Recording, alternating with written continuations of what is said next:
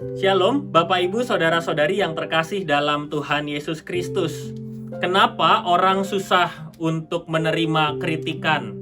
Yang pertama, karena kritik yang dia terima itu kalimatnya dirasa terlalu pedas, terlalu tajam.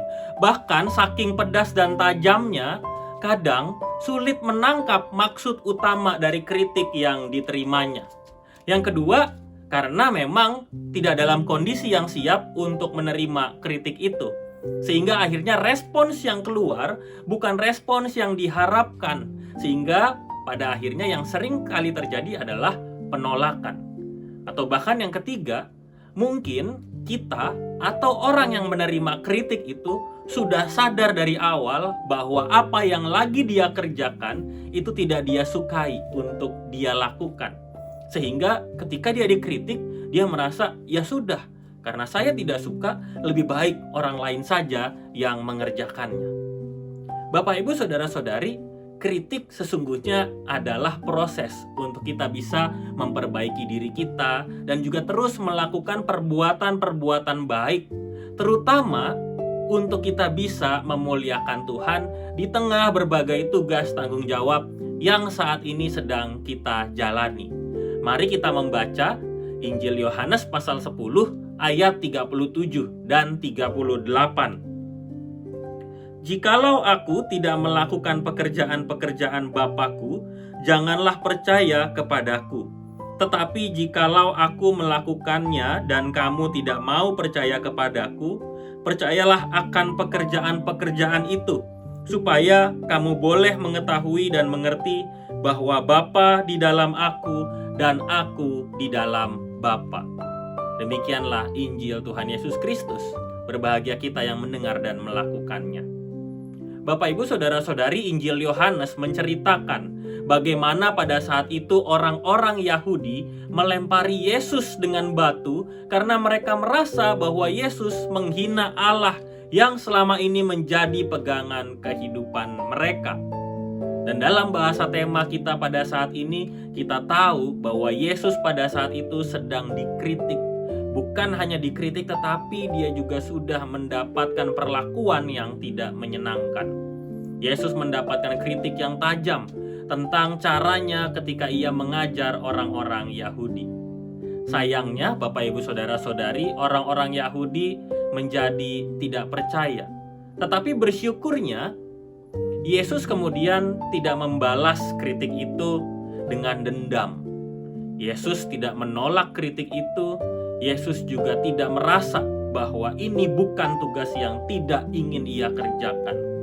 Tetapi Yesus kemudian menunjukkan bukti bahwa apa yang selama ini dia kerjakan memang sesuai dengan apa yang dikatakan oleh Allah.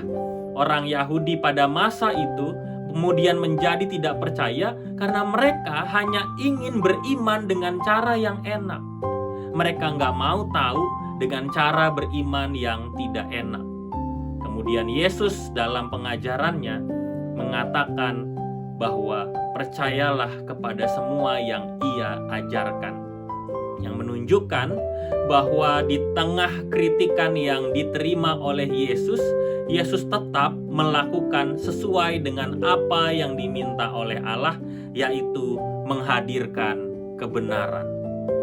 Bapak, Ibu, Saudara-saudari, dalam kehidupan kita setiap hari, kita sangat mungkin bertemu dengan kritik.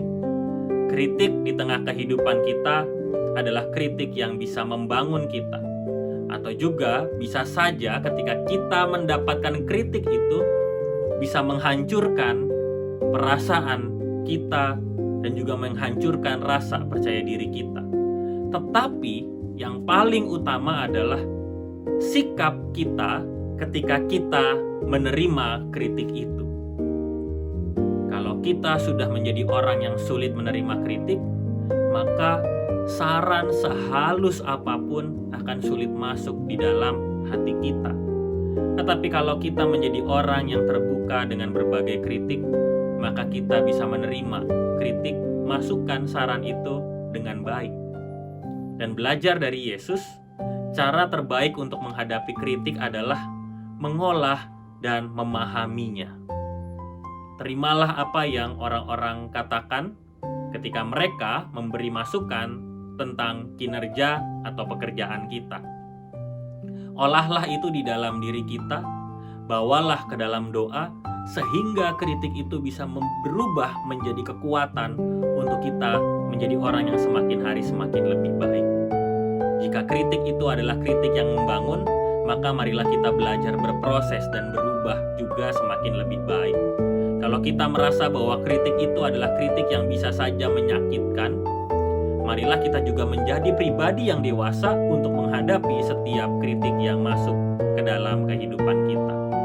Ingatlah, melalui kritikan, kita juga dimampukan untuk selalu bertumbuh dan berproses semakin lebih baik. Mari kita berdoa.